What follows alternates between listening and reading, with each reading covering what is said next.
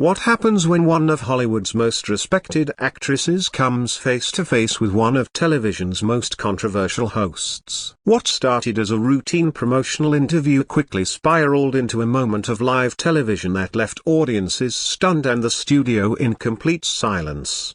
Jennifer Connelly arrived at the ABC studios in Manhattan to promote her latest psychological thriller, a film already generating Oscar buzz. Her scheduled appearance on The View was expected to be a standard stop on her press tour, a chance to discuss her work and connect with viewers. Instead, it became one of the most intense confrontations daytime TV had ever seen. As the cameras rolled and the familiar theme music faded, the hosts welcomed Jennifer with the usual warmth except Joy Behar, whose demeanor struck Jennifer as unusually sharp. Joy's first question hinted at tension. "Your new movie is pretty dark stuff, isn't it?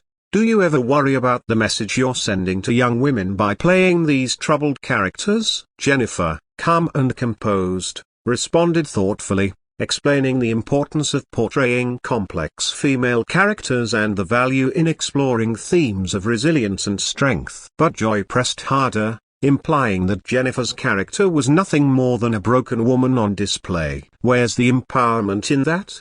she asked. Trying to stay composed, Jennifer pushed back, asserting that her character was a survivor, not a victim, and that portraying trauma can be deeply empowering. But Joy dismissed her explanation, accusing Hollywood of disguising exploitation as empowerment. The tension thickened. The other hosts sat frozen as Joy's tone grew more confrontational. Jennifer challenged Joy's interpretation of the film, suggesting she hadn't seen it at all. That's when things escalated. Joy took it personally, accusing Jennifer of calling her stupid, then pivoted to a broader attack. "You Hollywood types live in a bubbly broken bar, the rest of us live in the real world." Jennifer remained poised, though her anger began to simmer. She reminded Joy that she had worked in the industry since childhood and had always tried to uplift other women, not tear them down. Joy wasn't finished. She accused Jennifer of profiting from playing victims and then delivered a blow that crossed every line. "I know you've been seeing a therapist for years. A broken bar. Are you just playing yourself at this point?"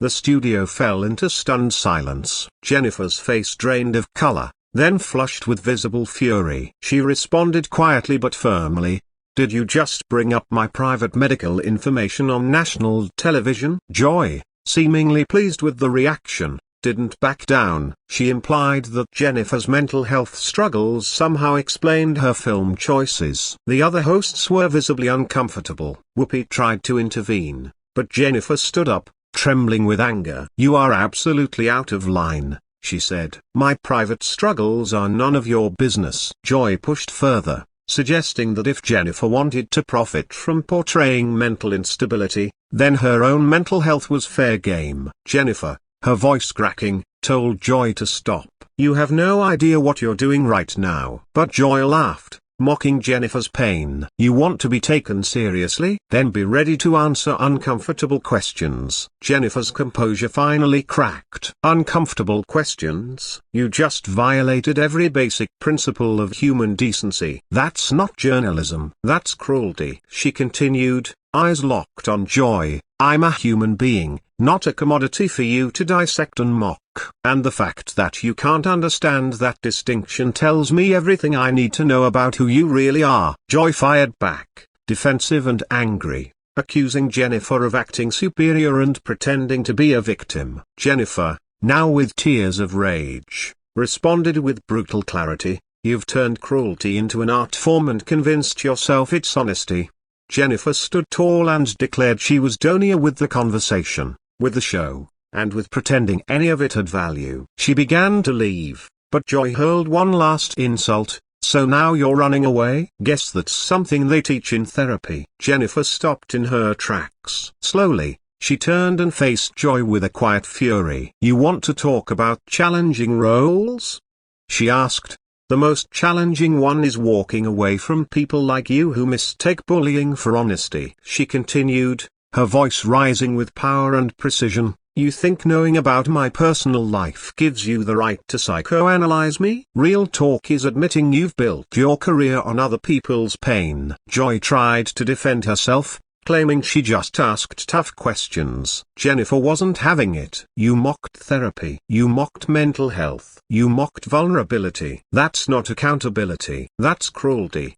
By now, members of the audience were visibly emotional. Some had started recording the exchange on their phones. Jennifer leaned into the moment. If you're struggling with mental health, if you're dealing with trauma, don't let people like Joy shame you for getting help. Therapy isn't weakness, it's strength. Joy, now scrambling, tried to frame Jennifer as playing the victim. But Jennifer remained composed. I'm not the victim here. You are. You're the victim of whatever made you this bitter. When Joy lashed out again, Jennifer delivered the final blow. You've just proven to everyone watching that you'll cross any line for ratings. You've shown who you really are, and I want no part of it. She picked up her bag and calmly exited, her heels echoing through the dead silent studio. But just before she reached the edge of the set, Joy fired one more insult. That's right, walk away. Like you always do. Jennifer stopped again. This time, her voice was steel. Let me tell you something,